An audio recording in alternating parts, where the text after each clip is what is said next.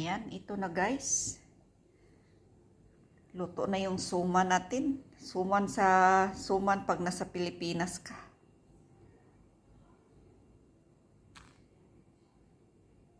Hello mga karosas, dito tayo sa kusina. Gagawa tayo ng suman sa dahon sa grape leaves. Ayan. Ito ang pinaka-importante na ingredients. Isa sa pinaka-importante na ingredients natin, ang chopped parsley. Ayan, tapos may bigas na binabad ito ng 2 oras. Tapos, ang lemon dito na piniga ko is 2 kilo. Tapos may kamatis, may onion. Ang spices dito is black pepper lang. At saka green hot pepper. Tsaka may kunting olive oil. Dito natin ilaga. Kaya nilagyan natin ng patatas na manipis na pagkahiwa para hindi masunog paglaga natin. Ayan. Ayan, umpisahan na natin. Samahan nyo ako mga karosas.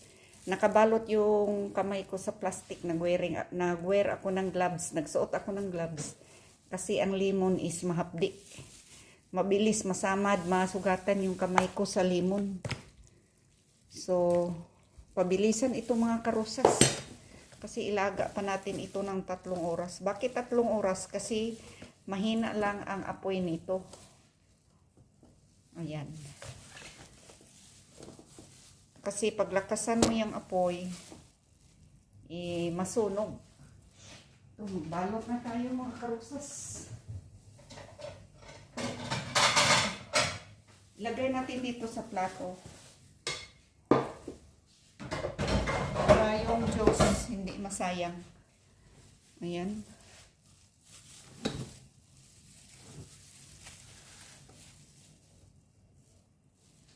Ayan, pabilisan.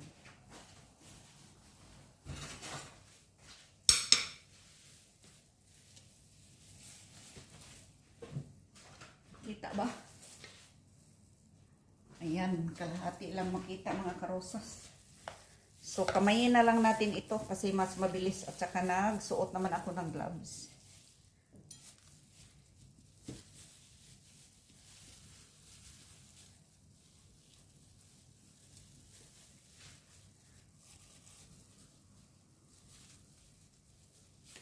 Shout out mga karosas. Kasi bukas may party dito.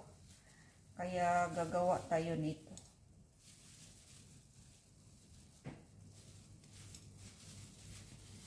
Ang hirap, nagdikit-dikit. So, kamayin natin. Kasi walang problema kasi nagsuot naman tayo ng gloves. Pabilisan ito mga karosas. Tanghali na, mabuti na lang nakapag-decide yung amo ko na hindi na lang daw ako magluto. Marami namang pagkain dyan sa refrigerator. Madali lang yan. Madali lang. Tsaka madali lang umorder dito. Pag order mo maya-maya, nandito na ang mga pagkain. Ayan, ganito lang mga karosas. So sa tingin nyo, walang lasa. Pero masarap ito pagkainin na namis yung nag-agaw ang asim. Asim at saka hindi naman siya maalat. Pero masarap ito mga karosas. Promise.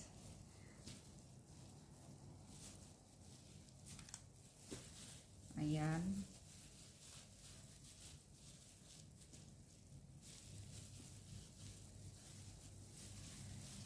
Nandito lang. Ganito ang buhay OFW. So mga ibang kabayan natin pag gumawa dito, nahihirapan. Mahirap talaga ito gawin mga karosas, matrabaho. Kasi maglilinis ka pa dito ng itong dahon, itong grape. Ito, mahirap ito linisin eh. Kailangan himay-himayin mo pa. Paglinis mo, tanggalin mo mga dahon. Tsaka mo hiwain, hugasan mo pa ng maayos. Kasi pag hindi mo hugasan ng mabuti, parang may magbalas-balas. So, kailangan talaga magsuot ng gloves. Kasi ang lemon is makasugat. Manipis yung kamay ko mga karosas, katrabaho sa kusina. Madali lang masugatan. Pero walang problema.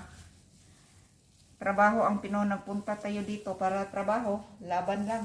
Ito ang buhay OFW. Shout out pala sa mga kapwa ko OFW. Ganito ang buhay. Alam mo, ang buhay OFW, mahirap at masarap. Sinasabi kong mahirap, napakahirap gumising. Minsan, kahit pagod ka, ang katawan mo, parang gusto mong makahiga pa. Gusto mo pang makahiga pa, gusto mo pang ayaw gumising. Pero wala kang magagawa. Pilitin natin na gumising kasi may obligasyon tayo. Yung minsan parang pakiramdam natin parang natamad tayo. Parang nakakapagod magtrabaho, pero wala tayong magawa kasi may amo tayo. So kahit ayaw mo, gawin natin kasi obligasyon natin eh. So, yan ang sabi, ang buhay ng OFW, mahirap at masarap. Mahirap kasi pagdating sa trabaho, kahit minsan tinatamad ka, wala kang magawa, pilitin mong kumilos. Masarap kasi pag nakatanggap ka ng sahod, masarap. Ang saya, hawakan ng pera. Malungkot kasi maya kunti, kinabukasan wala ng pera. Yan ang mahirap at masarap. Yan ang buhay ng OFW. Siyempre, wala tayong magawa. Nagtrabaho tayo para sa pamilya natin. Di bali maubos ang pera. Basta makapadala tayo sa Pilipinas. Pero, kahit paano, magtabi tayo ng konti para sa sarili natin. Kasi paano na pag-uwi natin? Ang hirap ng buhay sa Pilipinas. Tapos pag-uwi natin, matanda na tayo. Pag wala tayong pera, anong kakainin natin? Kaya nga, magtabi konti para sa sarili natin. Kasi, dumating ang panahon na magkasakit tayo, wala tayong ibang inaasahan, kundi sarili lang din natin. Kasi siyempre, may kamag-anak tayo, may mga pamangkin, may mga kapatid. Mahirap umasa kasi may sarili din yung pamilya. So, dapat ihanda natin ang sarili natin. Magtira kahit konti. Kasi mahirap pag walang pera. Naranasan ko na yan noon. Ang hirap talaga pag walang pera. Hindi mo alam saan ka kukuha, saan ka manghiram. Pero mahirap manghiram kasi pag nakita sa mga tao na wala kang ikabayad, kahit may pera, sasabihin yung wala. At saka, sa isip ko naman, umutang ako. Halimbawa, pag may magpautang sa akin, saan ako kukuha ng pambayad? Yan ang kinatatakutan ko. Kaya nga nag-decide ako nag-abroad kasi single mom ako, may anak ako. Para matustusan, mapaaral. Mahirap ang buhay OFW.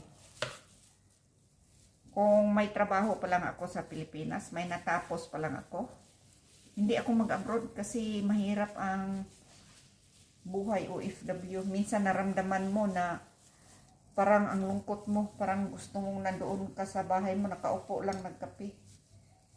Pero wala. Tiniis ko yan lahat, ilang taon, tumatanda na ako dito. Pero at least, maswerte pa rin ako, nagpasalamat ako sa Panginoon. Binigyan akong mabait na amo. Saka wala akong problema. Kaya tumatanda ako sa mga amo ko kasi mabuti silang tao. Ayan. Sinong gustong tumulong dyan? Tulungan niyo ako.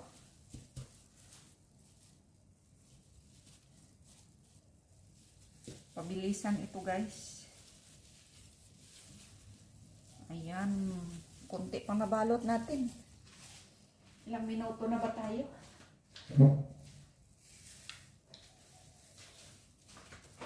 Ayan, ang dami pa. Ito ang dahon ng grapes. Tapos binili namin ito sa supermarket. Yung nakasilid na sa plastic. Plastic sa bote. Yung dahon ito na grapes. Yung grapes talaga na kinakain natin. Yung per kilo. Yan, ito dahon ito. Masarap ito. Ang dami guys.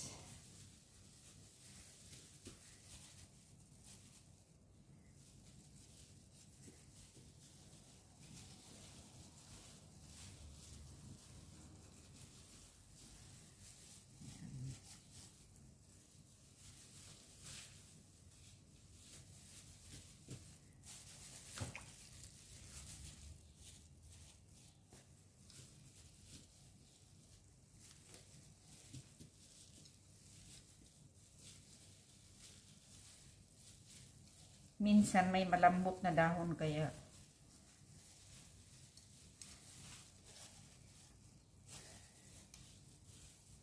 kailangan idiin natin yung siksikan talaga kasi para pag buhos ng juice niya, yung sabaw niya, yung pinaka-juice dito sa limon, may olive oil, hindi maglabasan, hindi yung mabuka yung dahon.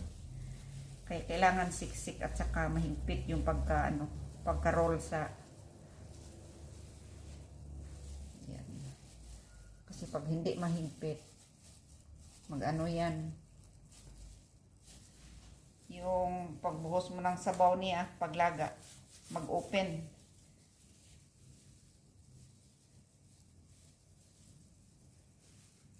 Ayan, balikan na, pakita ko lang ito mamaya guys, balikan ko lang kayo. Pakita ko sa inyo pag matapos na ito.